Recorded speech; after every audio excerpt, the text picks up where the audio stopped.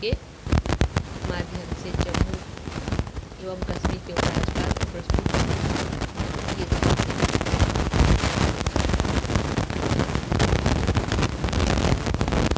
देश से किसान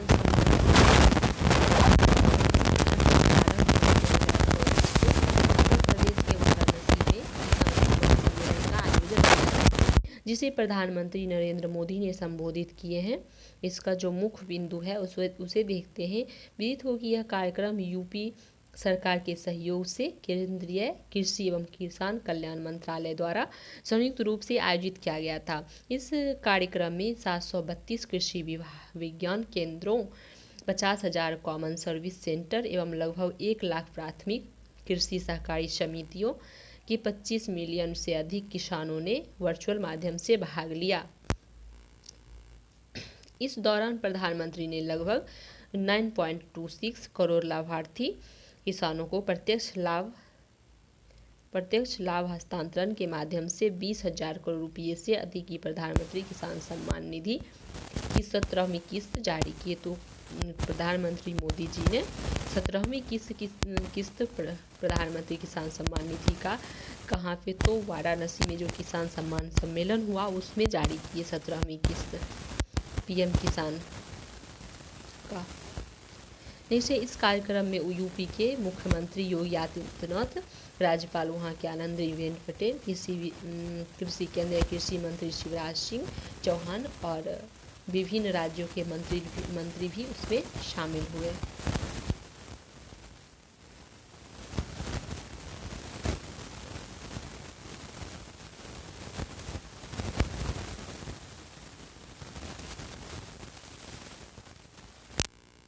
नेक्स्ट है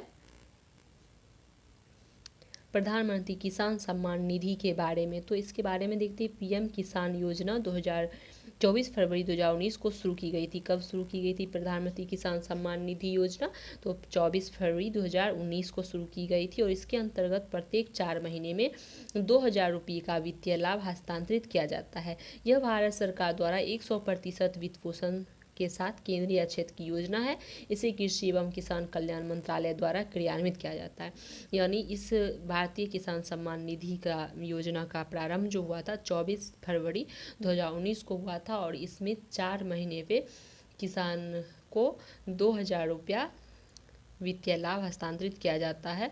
यह इसका वित्त पोषण 100% जो है वो भारत सरकार पे है, केंद्रीय क्षेत्र का है और इसका जो क्रियान्वयन किया जाता है वो कृषि एवं किसान कल्याण मंत्रालय के द्वारा किया जाता है। नेक्स्ट है भील प्रदेश की मांग।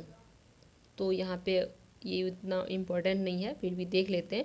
राजस्थान और उसके पड़ोसी राज्यों में एक अलग भील राज्य की मांग की जा रही है। राजस्थान में जो भील जाति होता है तो उसका मांग किया जा रहा है, वो न्यूज़ है।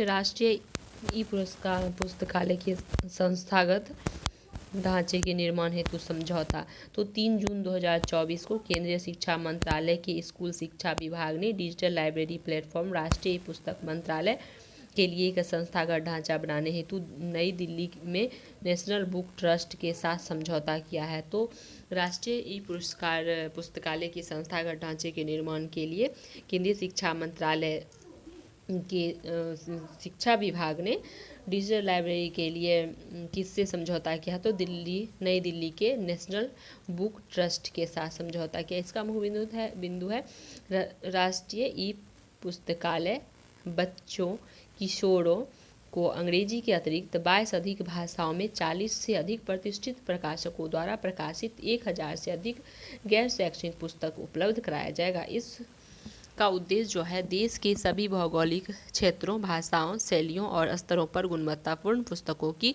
उपलब्धता को सुविधाजनक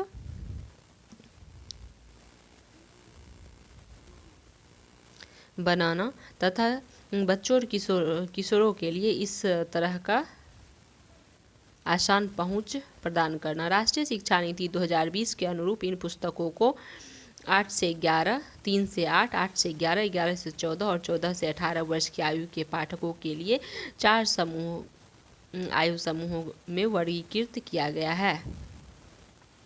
ये पुस्तकें वसुधैव कुटुंबकम की भावना को साकार करने के लिए उद्देश्य सांस्कृतिक जागरूकता, देशभक्ति और सहानुभूति का बढ़ावा देगी। नेक्स्ट है भारत में असमानता और विकास।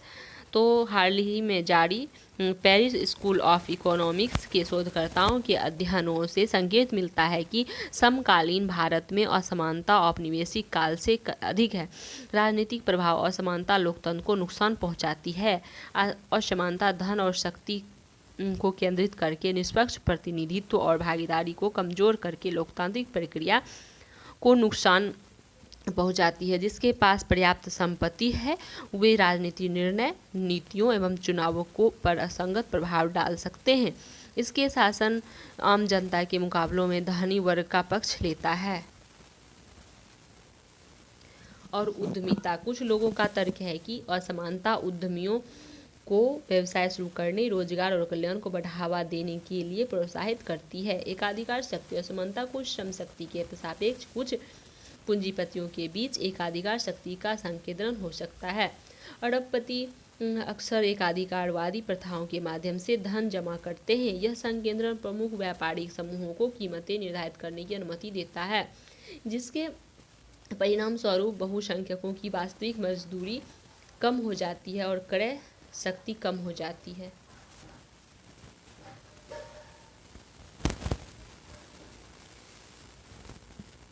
नेक्स्ट है उपभोग और कल्याण पर प्रभाव। उच्च असमानता, अधिक कीमतों और कम वास्तविक मजदूरी के कारण उपभोग और कल्याण पर नकारात्मक प्रभाव डाल सकती है। असमानता को दूर करने के उपाय तो संपत्ति कर और पुनर्वितरण।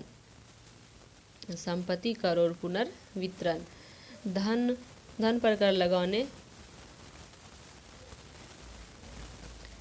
कर लगाने और उसका पुनर्वितरण करने से निम्न और मध्यम वर्गों के लोगों की आय और खपत में वृद्धि होगी, जिसके आर्थिक विकास को बढ़ावा मिल सकता है, क्योंकि उनकी उपभोग प्रवृत्ति अधिक होती है।